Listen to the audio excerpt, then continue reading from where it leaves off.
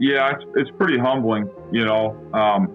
So I try to do a good job of developing relationships, you know, whether that's on our own team with our coaches, our players. I try to develop relationships with the coaches in our conference.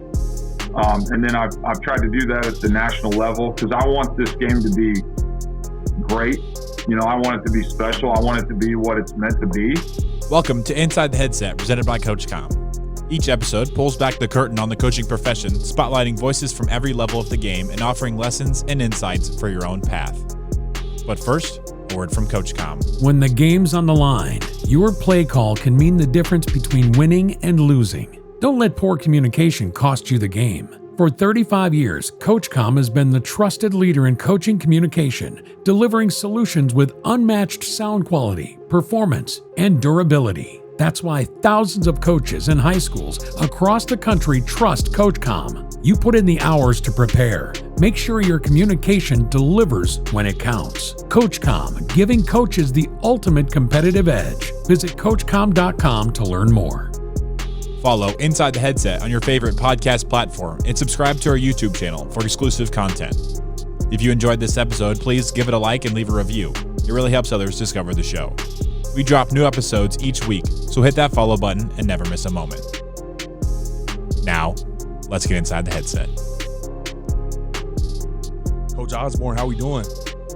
I'm doing great, Mario. Thanks for having me on. I'm super excited about diving into your extremely decorated, coaching and playing history, and then talking a little bit about being the AFCA NAIA National Coach of the Year towards the end of this deal. But we start every podcast off here with the same question. When did you know you want to be a part of this great game? Yeah, I mean, I've always wanted to coach. My dad is a high school basketball coach. He actually just retired after coaching 41 years. Great coach in the state of Iowa. And, you know, I want to have an impact on others. And I just didn't know if I wanted to coach. You know, when you go to college, you don't know exactly where you want to be. You don't know what you don't know, right? And so I didn't know if I wanted to coach high school or college. And once I got into playing, it was like, no, this is what I want to do. I want to go college. And then was able to get a GA job after I was done playing at Northwest. And that kind of solidified that I wanted to get into college coaching, you know, from there. Yeah. Oh, yeah. I'm chuckling a little bit because you say, you know, when I got done playing at Northwest Missouri State, we don't talk a lot about the actual ball stuff, especially when we're as former athletes. But I mean, I don't think we can do the podcast without talking a little bit about your playing career. Obviously, around that time frame, and for a long time, Northwestern Missouri State was kind of that marquee program that you knew if you made the playoffs, you had to run up against. But you were a huge part of this as a player. Appeared in the national championship, I think 4 times, all 4 eligible years. MVP, conference MVP player. Just what was it like just to be able to have that type of success as a player? Yeah, I mean, so I remember going there, and right away you're like 6 on the depth chart, and the thought was, okay, how can I climb the depth chart, right? Right. The thought wasn't, if I don't get what I want, I'm just going to transfer. It was, how can I, really push myself here? Because I chose to go there. I really bought into what Coach Churchman, the coaching staff there, was selling.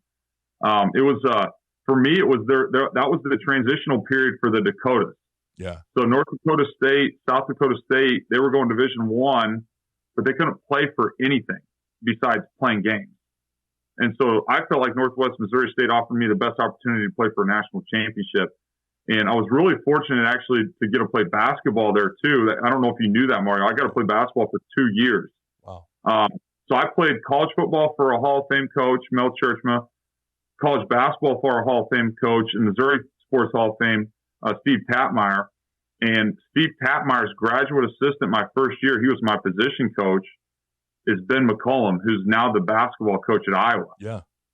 So I got to play for Ben and really, connected well with him. And so there was a lot of connections. Ben went to my dad's high school basketball coach when he was younger, growing up. And, so coaching definitely ran in my blood. Playing at Northwest was a great experience because you really got pushed. And our guys, like we had a running back that rushed for over 1,500 yards 4 years in a row. Is the only running back in the history of college football to do that. And he got drafted out of Northwest. His name is Xavier Omon. So I don't know if that's possible anymore for kids to do that with what's going on. But it was a great experience. And looking back on it, I was able to this fall go to the Northwest Hall of Fame banquet where they inducted the 2015 and 2016 national championship teams. And I'm looking at these guys saying, man, oh, this guy right now, if he was in college football, this team would be looking at him. Yeah. I'm like, but honestly, like that's the coaching side of it. But from the relationship side of it, what we had that was so unique was we were together for 4 to 5 years. Most of it was 5 years. And those guys all truly do have those relationships they can fall back on, and they have a place that they can call home, that they can go back to and they can show their kids. And so it was a great experience. We had some crushing defeats in the national championship, 4 of those in a row. I was fortunate to get a start in 2 of those games, and just a lot of lessons learned for sure. And now in my coaching career, that we're trying to climb the ranks a little bit. We're knocking at the door. It's like, okay, I can revert back to what it was like to lose those tough games, and you learn those lessons, and you try to get a little bit better. You don't change what you're doing, but you try to get a little bit better here and there. So absolutely. Now, you listed that group of coaches, and then once again you mentioned I didn't know about the basketball part of it, but you are clearly playing for this phenomenal basketball coach while you're there. I'm curious with you. Been a young guy in this profession still, although a ton of experience. Did you realize you were in that moment with these like fantastic guys to help you build a foundation, or were you just so caught up in playing that you didn't really even realize that? Yeah, I mean, you knew that you had something special there. Maybe didn't know exactly what the future would hold for everybody. Yeah. But it was just a great opportunity for me. To grow as a person, to grow as a player. The other thing too, I was able to do is meet my wife. She ran track there, and that was probably as big of a thing to happen to me as anything. Yeah, no doubt. And I'm going to come back to kind of your family structure, meeting your wife there here in a little bit. You kind of knew that you wanted to be a part of the profession. Obviously, it was more deciding high school or college, as you mentioned earlier, having your dad in the profession for a while. At what point in time did you kind of verbalize that to your coaching staff so they knew, hey, when you got done, they could help you out there? My position coach, Josh Lamberson, he was quarterback before me.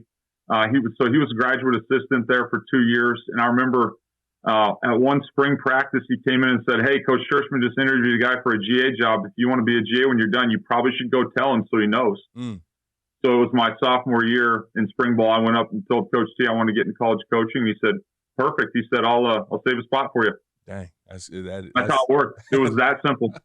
That's pretty cool, man. Especially that you had a guy to look out for you to say, hey, man, you might want to go in there and say something. Yeah. So when you finished up, obviously you had a phenomenal year. Let me see if I got any stats on that. I don't think I wrote any down there on that last season. Was there any NFL aspirations, or did you just hop straight into the profession? No, I just got into the profession. I had a little bit of indoor stuff going on, but not. I was ready to go to coaching, and it was a great opportunity. I remember at the time, Adam Dorrell was offense coordinator.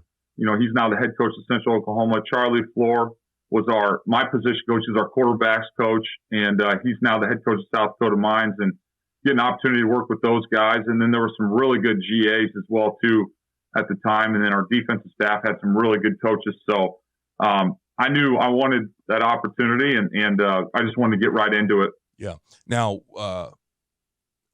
regardless of how long you knew you want to be in a profession, I still think there's some eye-opening moments at the same time you kind of make that transition into it. What were some of the difficulties? It's different for everybody, been around your same friend group and all of a sudden have to, treat them differently or, approach them differently, have a different type of relationship, or the hours. What was the one thing that you had to really get adjusted to? Yeah, the tough dynamic for me was I was coaching my best friend. Yeah. So there was 2 of them. One was our leading receiver in 2008 that was returning in 2009, and his name was Nick Rhodes. And then the other one was Abe Quad, and Abe and I came in together. And Abe ended up having to take a medical redshirt, so Abe ended up getting a 6-year of eligibility. And so those guys were our most experienced players coming back off of my senior season. Yeah. I had just thrown them to the ball a lot and had a great relationship with them, and all of a sudden I'm coaching them. And they did a good job with it, but they're kind of looking at me as kind of like their friend. And I had to try to separate myself. And I know I hurt their feelings sometimes. We had our 2 young receivers that were emerging. One was named Jake Soy. Jake had a great career at Northwest. When I was a senior, Jake was a freshman. So he had 10 catches, 140 yards, and a touchdown when I played. And then he really blossomed. His first year as a starter, he had 95 catches for about 1,600 yards and 27 touchdowns. That was quite the jump. Yeah. And then we had another one that was a trackster, a six-time All-American track, Tyler Shaw, that he did not play that year in 2008. So all of a sudden you got this guy that's, about another 1,000-yard receiver. So you got a sophomore and a freshman taking a lot of their touches away. And that was a really hard dynamic to really handle, for a young coach. And just, obviously that was a while ago. How did you handle it, if you can share? Yeah, at times I didn't handle it very well, so at times it was like, okay, I'm going to cater to these guys. And then all of a sudden the coaches are not happy, and then then once I figured out, okay, this is what's best for the team is we need to go with the plan that the best players, are definitely going to get the ball. Our team started playing better. It was harder on those two older players. But overall, I think they respected it, and they still had a great experience. And honestly, we went on to win the national championship that year. And so I think it was a big deal because I remember we were having a hard time getting over the hump. And fourth quarter, we're playing Grand Valley State. We're up 3. We need to play, and it's fourth down. And Coach T went for it, and Coach Doral called a play for our stud sophomore receiver, and Jake came down with the touchdown, and that gave us enough cushion to win the game. What a valuable lesson to kind of have, early in your career. And even if it's not a guy exactly in your position, although we know every year, every crop of new GAs and young coaches, they have some type of dynamic where they have some affiliation with the players. But even, as you've been in these many roles, as you've been in, you have a guy that you love. You have a guy, you love all your guys, but, you have some guys you have some special bonds with. And sometimes it's hard navigating that relationship and playing time together. And it's difficult on both parties. And so, what a valuable lesson to kind of go through early in your career. Now, one of the things that stood out to me as I kind of looked at your time at Northwestern Missouri State is you had the opportunity to coach receivers, backs, quarterbacks, tight ends, coordinate. Having all that experience, early in your career, how has that helped you be a polished play caller? And why would you, if you would suggest to a young coach to, take some opportunities away from the position that he's comfortable with? How important was that for you? Yeah, it was a big deal. I didn't know anything about the run game.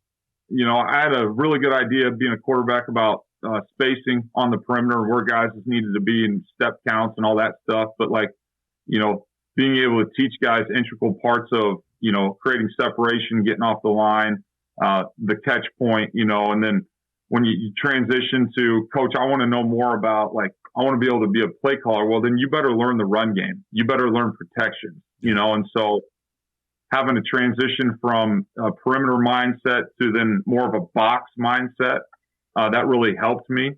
And it's really, put me in a position now where it's like, okay, then I can help younger coaches because I have experience, with all of it. Right. The only room I didn't have at, different times in my career so far has been the O-line. But,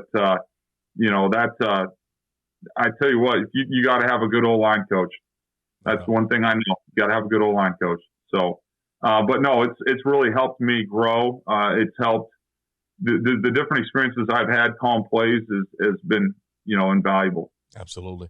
Now, kind of lumping up this whole time on 2004 all the way to 2020. In this volatile profession, obviously some of it is playing, but to just be somewhere for that long, only a few people would be so fortunate for that. But you were fortunate for, a good, 16-year run, if I'm doing the math quickly in my head, there in Maryville.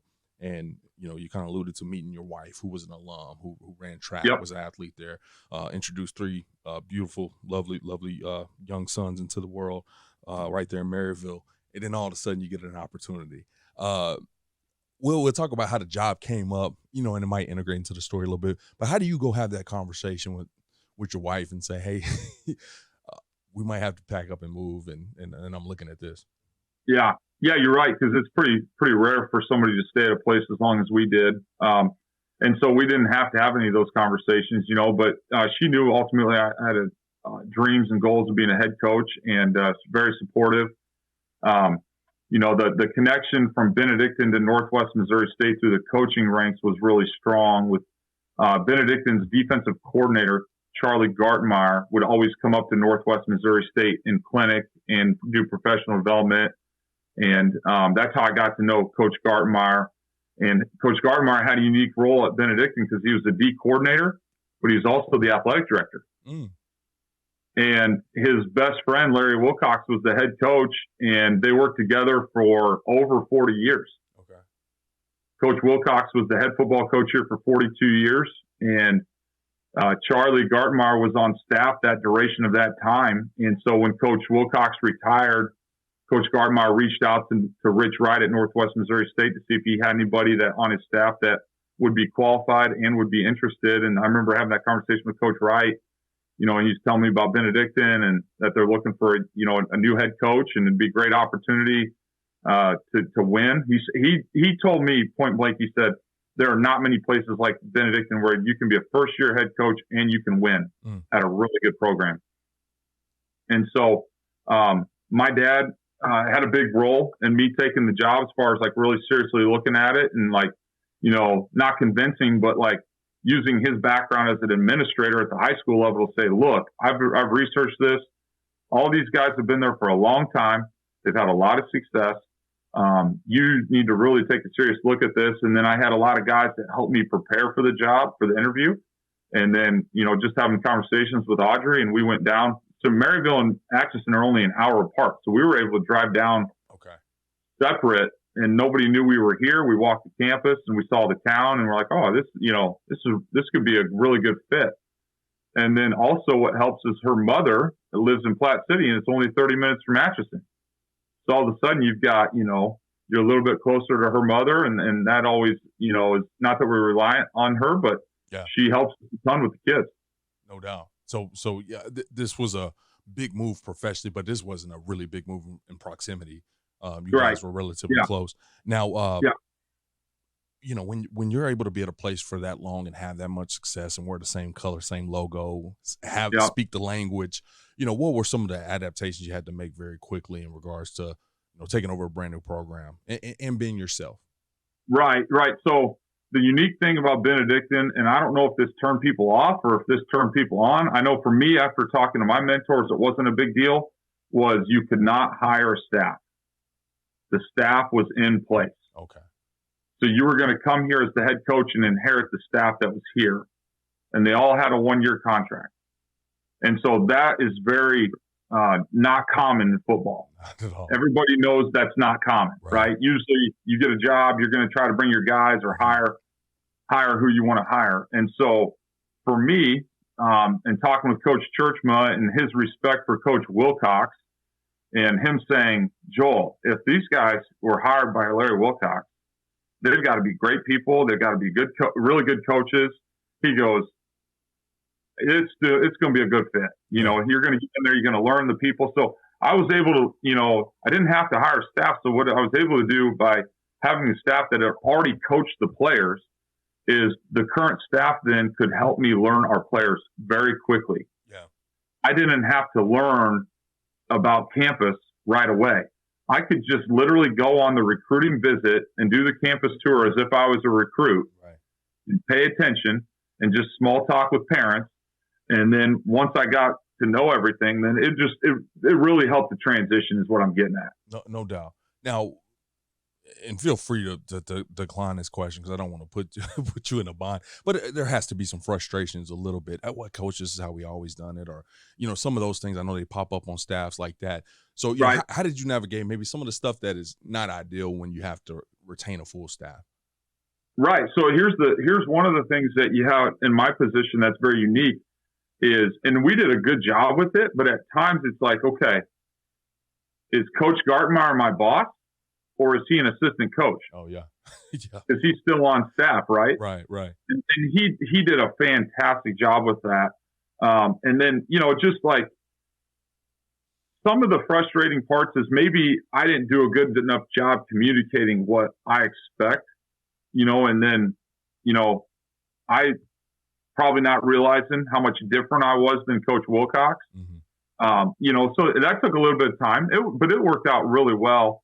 And guys overall did a really good job, Mario, buying in. And like, I look at like Coach Papa Giorgio, our offensive line coach. He was named the National Assistant Coach of the Year in 2022. That's right. Yeah. So we lost Coach Pops. He passed away 2 years ago. But you talk about a guy that went from, we were a 21 personnel team on offense using a fullback, a lot of ISO power, lead G, keeping a lot of people in protection, to all of a sudden you're an 11 personnel based team. You're in a lot of different formations. You're buzzing the ball out. You're still running the ball, but like you're just doing it a lot of different ways. And so I really credit Coach Bobs for his buy-in. I mean, that was at times him and I would clash, right? But ultimately, like he did such a good job when he left the meeting of, being my biggest advocate and supporter to the kids. Absolutely. And to the staff, so I just think of some of those moments, there's definitely not everything's easy, Right. The other thing I'll be honest about is like, you go from recruiting in the Midwest with the Bearcat Paw in your Division II, and your cost to go to school is not as much because you're a state school. Yeah. So the initial cost is not as much. So you're recruiting, you're a private school, and your cost is higher to start with. All of a sudden, I got to recruit more kids to get what I need. Yeah. And so not saying you didn't work hard at Northwestern recruiting, but you just got to spend more time recruiting here at Benedictine. That was one of the things I noticed right away. I also said to myself, had I had to recruit like we recruit here, I would have been a better recruiter at Northwest. Right. Yeah. Yeah. I've had the opportunity, prior to taking this job at the AFCA, to coach at the Division II, Division III, FCS non-scholarship, the Pioneer Football League. If you're familiar with that, and FBS. And I'm always like, man, if I would have did my D3 and, FCS non-scholarship, tenure at the beginning, man, I would have been such a better and different recruiter.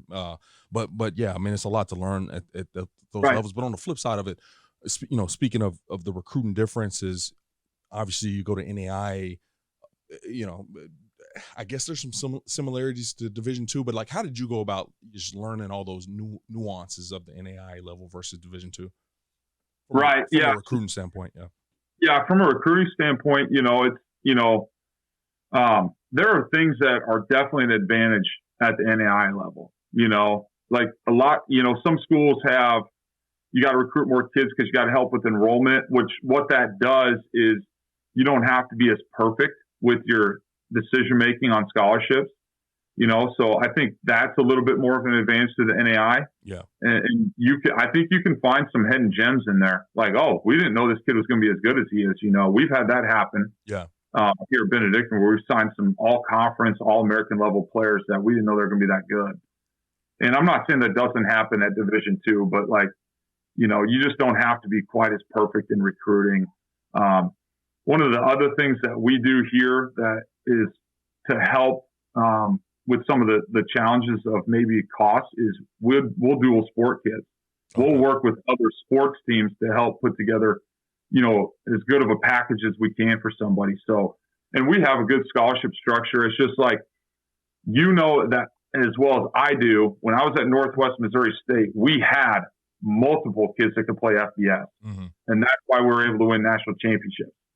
So if you want to win a national championship, no matter what level it is, you need to have players on your team that are actually better than your level. Yeah, absolutely. And so if you're sitting here in the Midwest and you're recruiting against all the best JUCOs in the country, and you're recruiting against some of the best Division II schools, meaning MIAA in the country, you don't have as much population, you have more schools. And they're some of the best schools in the country. So, you got to just be a little bit more creative on how you do things, Absolutely. Now, I just have to ask, because it is the flavor of the month right now, unfortunately. But the transfer portal and the NIL, I don't even know if that's really the NIL thing is a factor there. But how has this whole structure impacted a school like yours?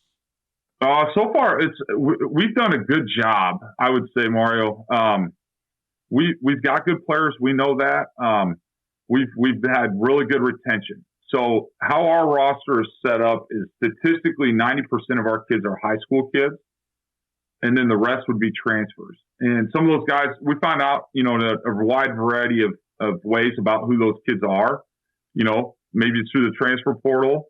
Maybe it's we previously recruited them. Most of the time, that's what's happened. Maybe it's a coach that we were connected to, gives us a tip. So, but we've been able to do a good job. We've still focused on high school kids. We've taken a few good transfers here and there that are difference makers. And then most of our kids have just decided we're going to come back to Benedict. Mm-hmm. Well, that's where we're going to school. What I've seen with our roster is they're pretty tight-knit. They've got a togetherness about them. They're truly friends. And so they enjoy playing with their friends. That's awesome. Now, kind of getting back on your, the beginning part of your career, what was the most challenging thing as a first-year coach for you? And then what was the biggest leap that you made from year 1 to year 2? You talking here as a head coach or there as a head coach? Yeah, the most challenging thing. I did not understand how good the football was here. So I thought, hey, we really got to be, not that I was overlooking anybody, but it's like, we went from having a good win week 1 up at William Penn against the triple option to week 2, we played Grandview, and it's a 6-point game in the fourth quarter, and we've got a shot to win the game. We don't finish, we get beat. And then we're like, okay, the year before they beat us like 42-7. We're like, hey, we're getting better, And then the next week we go on the road to Peru State and they kick our butt. And it's like, my challenge was like, how do I let that happen? So instead of being like a very competitive 2-1, we're a 1-2, all of a sudden going the wrong way. Yeah. And then the doubts come in. Can I do this? Am I built for this? Can I get these kids to play at a high level? And, and so there was my first year, we were 7-4. I'd say there was some ups and downs, and a lot of learning for me, and we learned as a group, as coaches and as players. And then I felt like once we were able to get that off season of 2022 and we were able to say, okay, we want to be more of a player-led team. We put some stuff in place for that so we could help our kids grow their leadership style. Yeah. And that program started 4 years ago in the winter, and we're still doing that program to this day. We found something that's really good, and that we've been a lot more consistent from there. So, but you learn something every year. You're like, oh, I thought I got better at this. Yeah. I didn't know I had to get better at this. Amen. Now, I appreciate you sharing something, and what I notice is a lot of guys that end up on this list of National Coach of the Year and have a ton of success. They have statements like this. You kind of talked about you're 1-2, and you're doubting your confidence a little bit, and when that door closes behind you, and it's just you sitting in that office, I know that thing can get to going. Like, how did you? How did you overcome that little blip of, lack of confidence, I guess? Well, we have a good staff here. You rely on your staff. Yeah. Your mentors. You got to have some people that you can call that have the experience and are going to listen and going to give you an honest answer. Mm. And so I have people I can call like that, whether it's my dad or, Coach Churchma, who I played for. The other guy I talked to quite a bit is Ben McCollum in Iowa. Talked to him quite a bit when, just when I need something, he'll answer, and he's got great advice because what we're trying to do right now, he was trying to do at Northwest Missouri State in basketball. And so it's like, you get beat for the, second straight year in the semis. It's like, that's crushing, you feel like you're right there. Yeah. And, so you're able to lean on some of those guys that got those experiences and it helps a lot to have those people. That's big time, man. As we look kind of going to a close here on the podcast, you kind of answered this earlier on, so I do want to get some clarity here. Now, your DC at the time you joined was the AD. Is he still the same guy? Is he still there for you right now? He's still our athletic director, so he does a fantastic job. Coach Gartmeyer retired after my first season. Okay. So I think all along his plan was to help transition the new staff and then step away from coaching. So he runs our entire athletic department, and then, so we definitely, he's still Coach Gartmeyer to us. Yeah, no doubt about it.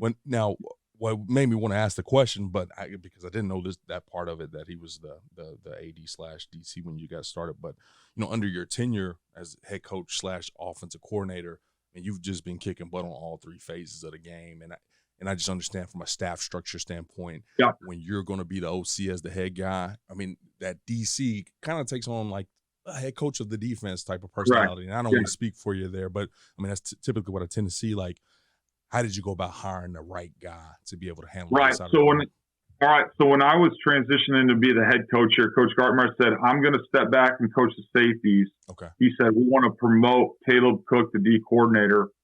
And Caleb had been on our staff here. And so we did that. And he did a great job. He was our DC for 4 years.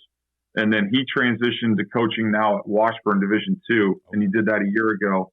And now we have Trevor Strong on our staff. And Trevor came from Southwestern College. And he's been with us for a year. And he does a fantastic job. So I have a lot of trust in those guys.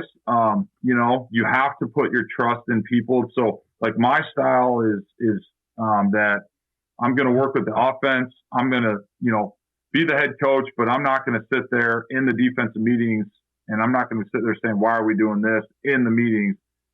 My expectation is that we're going to be sound. We're going to be physical. We're going to create turnovers, get after the quarterback. We're going to limit explosives. And then on special teams, we've been really fortunate to have a guy on our staff named Andy Murfeld that's been our special teams coordinator the last 4 years and runs every unit. And we have guys that position coach, and we meet daily on special teams as a staff. And I had a lot of experience with special teams at Northwest. And so I've been able to, hey, with what we're doing here on special teams and defense, it's really allowed me to feel good about still being on offense. And then I've got a great offensive staff that helps. We've got a pass game coordinator, a run game coordinator. We have 5 coaches on offense, with the GA, 4 full-time. So, yeah, that's awesome. It sounds like you're doing a phenomenal job, not just being a head coach, but I think sometimes, especially younger guys, struggle with the delegation at times, and it seems like you're doing a great job with that. Now, last question here, and I always got to ask this whenever we have one of our award winners on, is you were voted AFCA NAIA National Coach of the Year.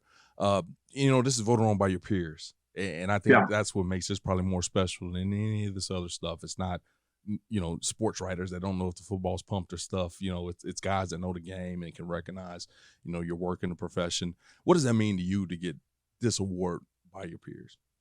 Yeah, it's pretty humbling, So I try to do a good job of developing relationships, whether that's on our own team with our coaches, our players. I try to develop relationships with the coaches in our conference. And then I've tried to do that at the national level because I want this game to be great. I want it to be special. I want it to be what it's meant to be. I think at the NAI level, we have the ability to still do that. And we are doing that, we got a lot of special people. It's not perfect by any means, but, I think we're doing a good job, and it still puts the student athlete at the center of everything. It's about the people that we're trying to serve. It's our kids, right? And so that's the one thing I've learned from being here from Coach Gardmeyer, who's our AD, who works hand in hand with our president, is like, who are our clients? Yeah, they're our kids, right? That's right. And so, we have our jobs because kids want to be here, and so we want to serve our kids, and that's really what it comes down to. It's not, we are ultimately able to compete at a high level as football coaches in this great game and teach life lessons. But it's just serving people around us and trying to get as many people to have that mindset. I wish that like the coaching profession could just spread into every part of our country, because I think if it did, there'd be so much more respect for each other. We would work together at an extremely high level. There'd be so much more love for each other. And, that's the thing I think about with this award is like, you're like, well, it's like the ultimate respect, right? Yeah. And that's why I say it's humbling, because it's like sitting there saying, I do realize that we didn't win the national championship, and it's like, I look at it as like, okay, why didn't that guy get it? And that's my friend in my conference, but I appreciate all the votes from the coaches, and we just ultimately want to try to, continue to elevate our game. Absolutely. Well, I'll tell you what, when I hear what you just said in that answer in regards to just what this game means to you, I can see how you ended up with a ton of votes. Keep fighting a good fight, brother. We appreciate everything you do, not just for, us at the AFCA, but for this great profession and for these kids out here that need it now more than ever. So wishing you the best, and hopefully we can connect at a convention or something sometime, okay? All right, Mario, appreciate you. All right, thank you. When communication counts, trust the headsets trusted by the best. From high schools to the biggest college programs, CoachComm keeps coaches connected and teams prepared to win. Learn more at CoachComm.com. Thanks for listening to this week's episode of Inside the Headset, presented by CoachComm. If you'd like to learn more about this week's episode, head over to AFCA.com. There, you can access every episode and find corresponding show notes. Remember, you can catch every episode of Inside the Headset presented by CoachComm on wherever you get your podcasts, including Spotify, Apple, and YouTube. While you're there, we'd love for you to take a moment to rate, review, and subscribe to the podcast. Your feedback helps us improve and grow. Keep up with the latest news by following us on social media. Connect with us at Inside the Headset, and remember to tag us when you share your favorite episodes. For more updates on all things AFCA, be sure to follow the @WeAreAFCA social media accounts. If you're not a part of the AFCA community yet, visit AFCA.com to join thousands of NFL, college, and high school coaches nationwide and across the globe. Elevate your coaching game with an AFCA membership. You'll gain exclusive access to the annual AFCA convention, magazine, digital library, and AFCA Insider email. Stay up to date with the latest stories and news on the AFCA website. More than just a convention, the AFCA offers continuous education, guidance, networking, and more. Celebrate the past and shape the future with the AFCA. It's about fostering exceptional coaches who create outstanding teams and even better individuals. Invest in your skills and make a lasting impact today by engaging with the AFCA. Your journey starts here.